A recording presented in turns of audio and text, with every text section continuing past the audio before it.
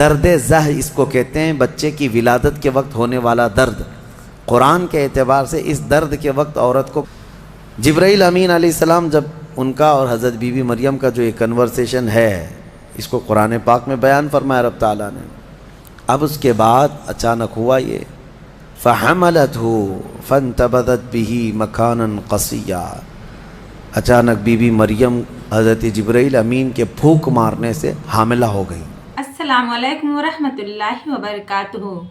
میرے پیارے دوستو، آج ہم آپ لوگوں کو حضرت بی بی مریم علیہ السلام کا واقعہ سنانے والے ہیں۔ حضرت عیسیٰ علیہ السلام کی پیدائش کیسے ہوئی، حضرت عیسیٰ علیہ السلام اپنی ماں کے شکم میں کیسے آئے، اور بی بی مریم علیہ السلام کے گربھ میں کتنے دن تک رہے، اس کے بارے میں آپ جانیں گے۔ اور حضرت عیسیٰ علیہ السلام کو اللہ تعالیٰ نے بی بی مریم علیہ السلام کی گود میں نبوت کیوں عطا کی، یہ ساری حقیقت آپ کو اس ویڈیو میں سننے کو ملے گی۔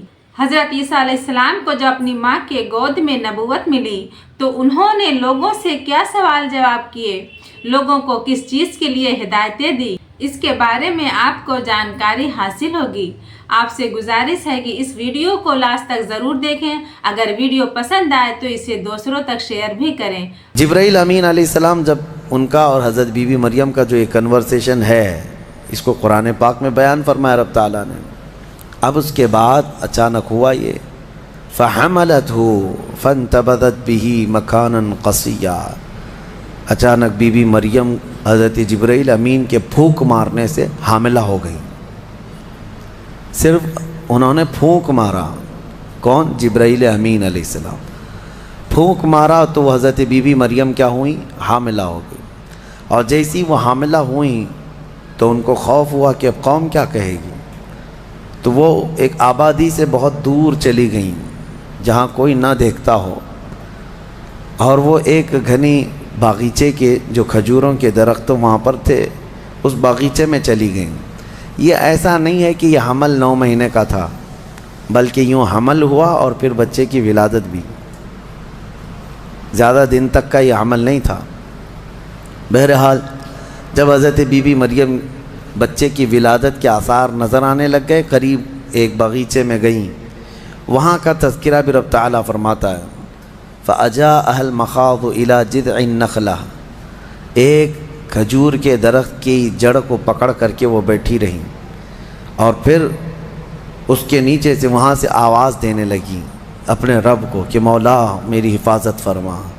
اور درد ایسا ہوتا ہے ولادت کے وقت کا، اس وقت کے الفاظ حضرت بی بی مریم کے قرآن فرما رہا ہے، وہ کہہ رہی تھی کنت نسیا منسیا، یہ درد سے پہلے میں مر گئی ہوتی، بھلا دی گئی ہوتی، کاش میں ان تمام چیزوں میں نہ ہوتی۔ عورت جو ہے اس درد کے وقت بہت ہی زیادہ فرسٹریٹ ہوتی ہے، بہت تکلیف دہ ہوتی ہے، تکلیف زدہ ہوتی ہے، اس قدر کہ موت کے وقت ہونے والی تکلیف سے تھوڑی سی کم تکلیف بچے کی ولادت کے وقت ہوتی ہے۔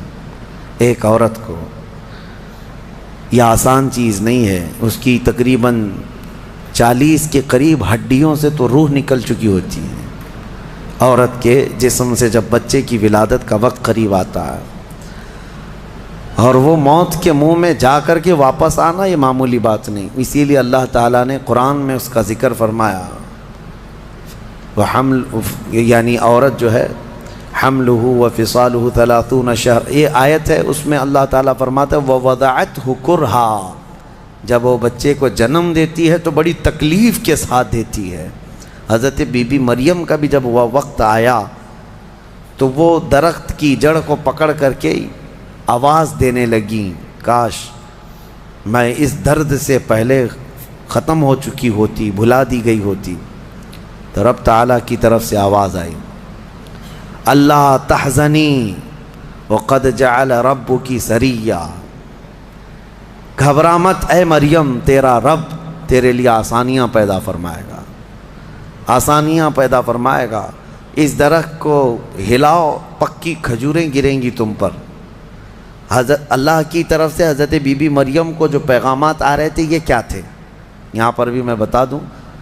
اللہ تعالیٰ اپنے بندوں کو جو پیغامات دیتا ہے اس کے 3 طریقے. ایک وحی ہے جو نبیوں کو دی جاتی ہے، یعنی وہ وحی ہے، اس کو وحی کہتے ہیں جو اللہ تعالیٰ کا پیغام نبی کو آئے. وحی کے بھی کئی طریقے ہیں، ڈائریکٹ اللہ تعالیٰ سے وہ کلام کر لیں یا کسی فرشتے کے ذریعے سے کر لیں.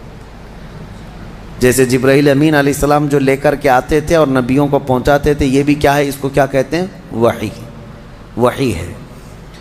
اور اللہ کے ولیوں کو جو پیغامات اللہ کی طرف سے ملتے ہیں، اس میں فرشتہ تو نہیں آتا، لیکن اللہ تعالیٰ ان کو کچھ باتوں کی ہدایت دل میں ڈالتا ہے یا ان کے ذہن میں، دماغ میں وہ چیزیں اچانک اترتی ہیں. اس کو کہتے ہیں الہام.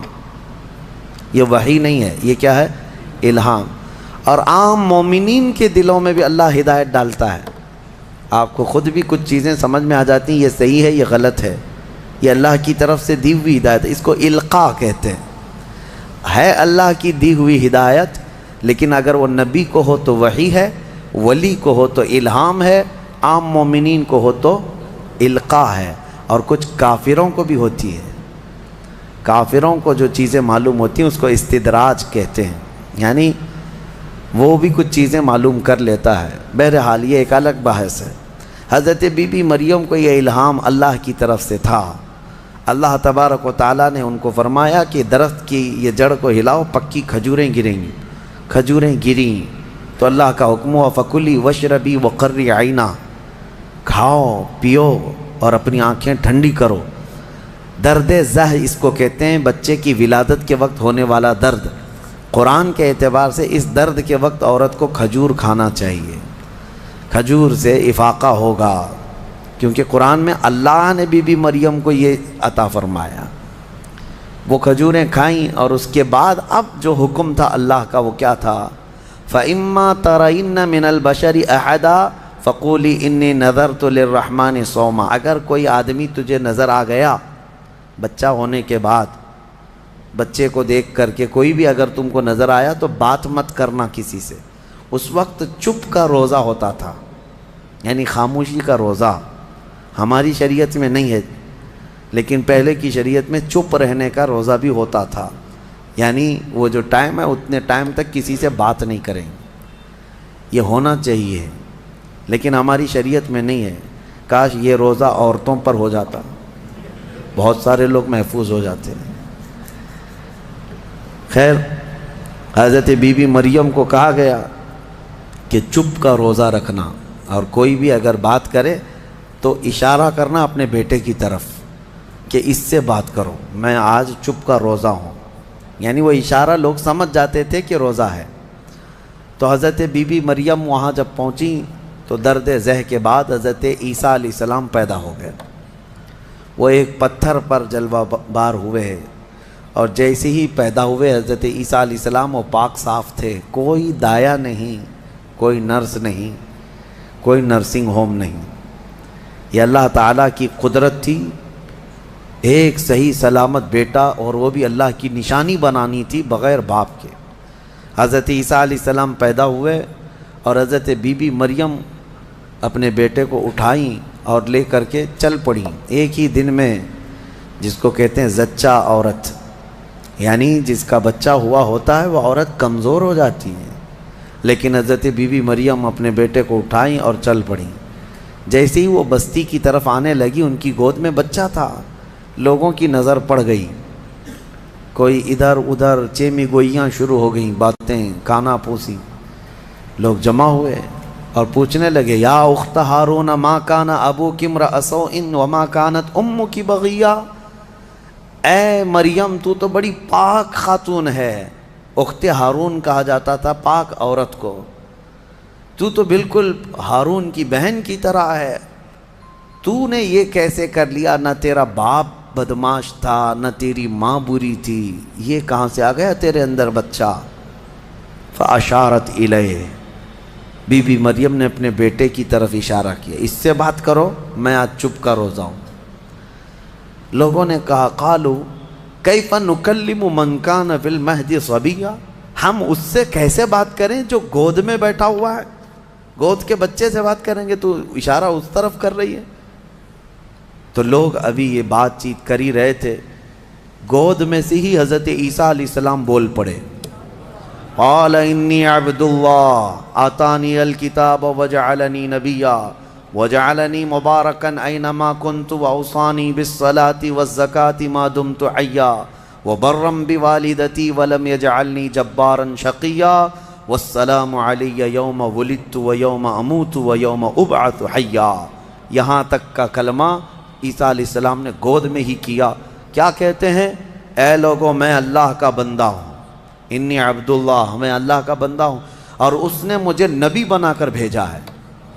حضرت عیسیٰ علیہ السلام کو گود میں ہی نبوت ملی ہے، گود میں نبوت ملی ہے، اس نے مجھے نبی بنا کر بھیجا ہے۔ صرف نبی نہیں، وجعلنی مبارکہ، اور مجھے برکت والا بنا کر بھیجا ہے۔